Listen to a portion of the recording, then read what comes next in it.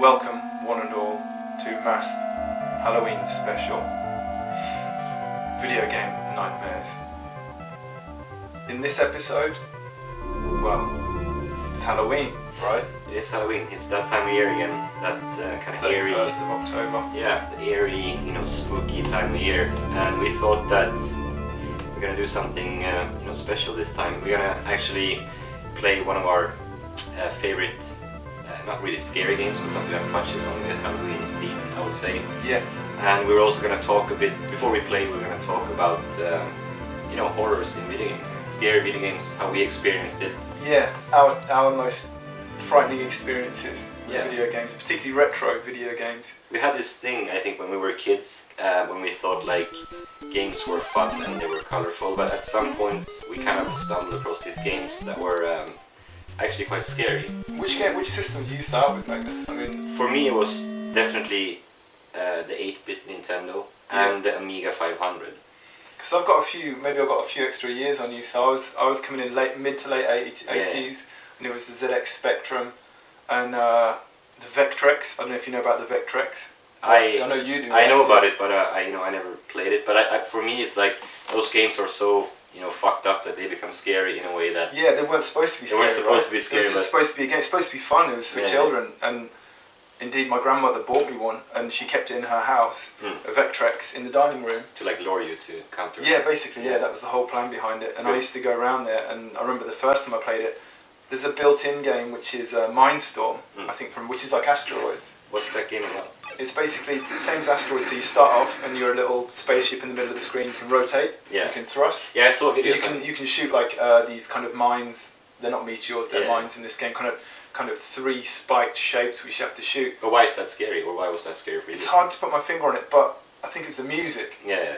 At the beginning, it's got this kind of like soundtrack that happens. It's kind of like just a few notes, but it's just the darkest music you've ever heard. And like shut away in that dining room in my nan's house with all the old ornaments and stuff and the curtains. So it was more like the kind of Vectrex. atmosphere at the time of your life that did it more than the game actually tried to be scary. Yeah, and possibly in my memory it's scarier than it actually was. Yeah. That was one of my first Something terrifying about gaming experiences. Being at grandparents' house was always like, that was kind of like going to the spook house. The Vectrex is the last thing you needed in that situation. Like whenever you turned on, you just had this like whirring sound in the background, sound of the diodes like crackling away, and everything's black and white. And I don't know, it was just a very scary gaming experience for me. In my case, at that age, Yeah, for me, I think the first game that I found, I wouldn't say it was like scary, but I thought Metroid for the Nintendo 8-bit was that was actually the first game that I think succeeded on, being kind of scary, and you felt when you were like Samus, you were very alone, and you were like the only human being there, and it was kind of like they tried to copy Alien, I guess, but I actually found that to be a bit scary. It was sinister. It was a real sinister game. Yeah, I had a few nightmares. The enemies, the bosses, and everything, they were quite dark as well. Pretty twisted, like freakish-looking things. Yeah. The concept of the Metroid itself as well, it's kind of flying jellyfish with like these fangs coming out the bottom as well, was pretty dark. But the music made it. Yeah, the music dark, was really, really dark, and it was overall a very good game. And I think that was one of the first games that actually succeeded on. I mean, you had the Atari age, and we saw videos of Texas Chainsaw Massacre. That was dark as well. Maybe for the same reason the Vectrex was. Just the hardware wasn't very good. The sound chip's not very good. It's almost kind of like comical. Like in that case, like Halloween and Texas Chainsaw Massacre. I know the nerd has touched on this, but anyways, we can't leave it out. Was not scary, but it was messed up. Like the screaming sound. It's just like this like high pitched beep. It just really grated your nerves. Like, it was horrible to listen to. And just this fucking guy running, like the concept of the game is so messed up. You're a guy with a chainsaw and you're supposed to chainsaw murder women, that's the teenagers. Objective, right? And it's the same thing. Like in Halloween game, you were like chased. You were chased by Michael Myers, and he was like fucking running around with a knife. Not scary, kind of funny, but in a way it's fucked up. Just the way the game is made as well. That low tech. Bad sound chip, bad graphics, and everything's just a little bit jerky, and it's just a little bit unsettling, A lot of old games. Another game which is actually that reminds me of is Jet Set Willy. Never played it. On the ZX Spectrum. I had a ZX Spectrum, and I had Jet Set Willy, and I didn't know anything else. I didn't know anything about it before I bought it, and it was just a weird game again. It was just surreal, and I don't know how he thought of it, Matt Smith, the guy who made it. Just one guy made the whole thing. He actually showed me a video before we recorded this, and even I can say it was pretty messed up. Like the sprites, right? Yeah, the sprites and the sound effects and just the overall idea of the game seemed really messed up. Like he was on fucking crack or something. It seems, I think he possibly was on drugs, and the looping music. I can't remember what song it was now. A famous piece of classical music just loops on a really low res loop all the way through the game. The whole gaming experience just makes you go a bit, Did you know that, by the way, that I saw a documentary about Atari, and like everybody who worked for Atari was fucking like drug users. Yeah, I'm not surprised. And they're all hippies, weren't they? Yeah, they were all hippies, and everybody was like high when they programmed. So the Atari has that kind of Atari is a bit weird in that sense because games are fucking weird. They sometimes have some weird elements, right? Or just everything's just a little bit kind of a bit strange. Yeah. And the ZX Spectrum certainly had some games like that, But I think the console have kind of defined what we look at, not today, but in the 80s and 90s, was maybe the Nintendo with games like Ghosts and Goblins. Well, not scary, but on the arcade as well. Yeah, the arcade came, but most people probably remember the NES version, and they were not scary, but they used like gothic elements. They definitely used Halloween themed ideas. And it was dark, and it was loads of monsters and stuff. That game is scary because it's hard as fucking. Yeah, man, it's terrifyingly hard. Right? Yeah, that's why I think that game is scary. The game scares you. Look at the arcade machine, you're like, I don't want to play that because it's just going to eat all your credits, and you're not going to get anywhere on it. But ridiculously hard game. Yeah, but it has this it has a comical effect too. But Castlevania, I think, definitely was the first game that nailed it. Yeah. Like, that kind of mixed all the elements, like when I think about Halloween and I think about video games, the first fucking thing that pops into my head is Castlevania. Well, what do you associate with Halloween, right? You got what, like witches, zombies, werewolves. Yeah. What else do they have? They have like Frankenstein. They also monsters. have like the classic Universal monsters like Dracula, Frankenstein, and Mummy. So they Castlevania borrowed like everything that we like about Halloween and just packaged it in one game. Yeah. And I think that's why I love Castlevania so much. And this is not a surprise. We're actually going to play our favorite. I think it's hard to define what's our favorite Castlevania game. You can probably talk about this first, and I talk about the prequel to this game. Just get this in the candlelight here. I don't know if you can see it, but it's Castlevania Symphony of the Night. A dark game, a gothic game. It's very dark. But also a great game. Maybe my favorite game ever made. Yeah, possibly mine too. The problem is I've played it. I think I've completed it all the way through to about several hundred, like over 100% every year since I could emulate it basically. I finished it 3 times actually. And now I've got the PlayStation 1 at home with the Japanese version of it. Yeah. I still play it, regularly. Yes, it's a great game and it has a lot of depth in it. But I experienced this Castlevania game first, and then I started reading about it. Well, this is too big, right, to actually play in an episode. Yeah, we wanted to do this, but it's like a 20-hour game, I would say. Maybe this will be next Halloween. Who knows? Who knows? So we landed on the prequel to Rondo of Blood, which I think is the best classic Castlevania game, and it's no, not Rondo of Blood. We ran to the prequel to Symphony of the Night. Symphony of the Night. Sorry, my mistake. So we decided on Rondo of Blood.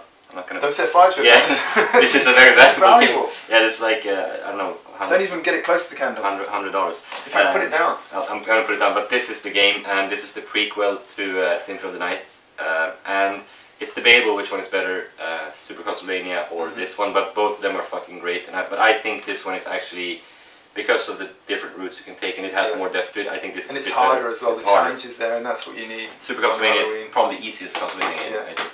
That's no joke, right? It's really hard. It's difficult. We haven't beaten it yet, and we played it for 3 sessions, but we're almost there. But fortunately, like you can see here, this is the game case. It's more than just that. It's the original Japanese version of Rondo of Blood. Not only that, there's also a fully working mint condition PC engine just over there. It's a good thing, man. That was a good the best version of the PC engine you can possibly get. Yeah. Which, thanks to Magnus, who is a bit of a collector, tracked it down, and he's actually bought 2. As you probably saw in a previous MASP episode, one broke. Special edition video which Magnus did, one broke. This one's a beauty. It's been working for 4 months now, 3-4 months. But anyways, we're gonna do this Rondo of Blood, but we're gonna move on a bit and talk about. We kind of covered the early times now, but when can you say that, like 80s, definitely Castlevania and the games you were talking about, they were scary. Yeah. But I think in the 90s it became more like.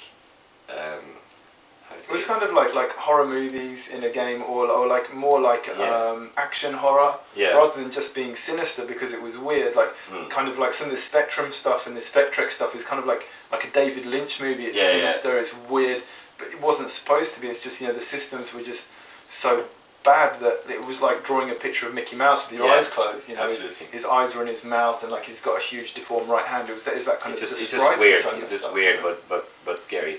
But when they actually, like, I would say the modern horror genre, Resident Evil in 1996 probably, and we can say like Doom was a bit scary. I never found it scary, but for some people that was kind of like a horror theme game. And these are all dark adult games, though, right? Yeah, and there was a time when these first started to come out. The modern era, right, of dark horror video games. And we had, like, I would say Splatterhouse was pretty. Yeah, we have this one here too. Yeah. Splatterhouse for the arcade, and it was released for the Mega Drive and the PC Engine. It's a pretty dark game. It's not scary, it's still goofy, but it's pretty dark. You should see it on the ZX Spectrum. Now that's scary. You have it on the Spectrum. It was brought out on the Spectrum, and I had it on the Spectrum. Like, I don't have it now, but you know, you can emulate it. But yeah, it was. We can show probably some clips of that. I've never seen it, so it will be fun to see. It was rubbish, but then we can maybe say that Mortal Kombat was actually a game that it took gore to a whole new level. Yeah, to its monsters, there was dark elements to it as well. So it was. I never found it scary, but I scared. Like, you can be scared of different things. If you want like the eerie, scary feeling, you probably should play Castlevania. But with Mortal Kombat, it was more like shocking because it was so gruesome. Well, man, how about Resident Evil or Silent Hill, for example? Yeah, but I mean, Silent Hill 2, was it, with the bunny costumes? Yeah, no, that was 3. Was it 3, right? The amusement arcade at the beginning. You're in a closed-down amusement arcade. It's bad enough as it is. Like, all like these fairground rides and like carousels, like all cobwebs on it and stuff. But then you've got like these huge pink bunnies, like chasing after you. I mean, I played that was scary. The first time I actually got freaked out from a video game was probably Resident Evil with the dogs jumping out from the window. Resident Evil, that was classic video game history. And Resident Evil, I think, defined the formula. But when I played Silent Hill 2 the first time, that's the game that I actually couldn't even play. Like, I played it with friends and we were kind of like scared, but I could not play the game alone. It was that fucked up. I know what you mean. It's uncomfortable to just like to play it alone. It's not even fun. But that game kind of took, like, you have never played it, I think, but you know about it. Yeah. Like, there's one character called the Pyramid Head that actually rapes other characters in the game. Like, there's this very famous scene in the game when I think his name is Jack. Jack. He walks into a room and he's watching the main enemy, the Pyramid Head, rape one of the other enemies, and like I think he like tore her apart. And that kind of that was like, for me in 2002 or something when I played it, it was like that took like psychological video game horror to, and that's what Silent Hill did. Like Resident Evil focused on the classic horror. Silent Hill was fucking messed up. Yeah, it was actually. Yeah, so it was. You see, you couldn't do it on the Vectrex. You know? No, it wasn't the processing. If you want to see Pyramid Head rape somebody on the Vectrex or the Atari, it would look pretty weird. That would be comical. But the Vectrex rapes you. It does. Like, because there was that was all the games were hard on that as well. You know, they were all super difficult, and that system was possessed by the devil, as far as I was concerned. So play some music from it, man. It's scary. But like I kind of like. I wouldn't say that I lost interest in scary video games, but it seems that games today like Dead Space or the newer Biohazard or Resident Evil games. The new Batman game, maybe. Yeah, they're pretty scary, but I mean, I'm so used to it now that it doesn't surprise me or scare me. Yeah. But one game that we actually started playing like 2 years ago was Minecraft. And that kind of scared me sometimes. Yeah, me too, big time. You're in a dark cave and like you're mining away and like, you're out of torches or something, and then suddenly like a spider just jumps in your face or a creeper starts hissing. Yeah, you hear that kind of creeper sound. So I would say that the latest game that I actually was kind of like, not scared, but felt was a bit eerie was definitely Minecraft. And I was not even supposed to get back to the classic days where things maybe was not supposed to be scary, but they became scary because of limitations or just the way the game was made, that kind of blocky style as well. I think that actually helped. That helped make it even more scary. Like, it was pretty freaky, and that's the great thing about independent games. I think they can be a little bit darker, a little bit more kind of sinister and haunting sometimes as well. The music in Minecraft was pretty haunting at times. And it went from being like very peaceful to Yeah. to getting very dark. Yeah, sort of moments of like terror, you know, when the creep or like when a zombie suddenly comes in your face, you know, just, not literally, but, you know. Good one. Anyway, on that note. On that note, yeah, that was probably the highlight. So from now we're gonna play Rondo of Blood. Yeah. Probably our favorite scary game. Love this game. I love it so much, and it's like we have Perfect Halloween. perfect Halloween. It has all the elements and Yeah. everything. And we're gonna keep talking a bit, I guess, about like this is the intro, but we're gonna play the game, focus a bit on Castlevania, I guess, but we might touch on other things. But enjoy, guys. I mean, we enjoy playing this now, and I hope you enjoy watching. Well, I need a drink for this game first. I think this is a hard. Happy Halloween, man. Happy Halloween. Cheers. You didn't go out this year. No way. No, you gonna? No, I was gonna, but I don't think I will. We will see. But anyways, enjoy, guys. It's enough celebration for me. Rondo of Blood. Take it away.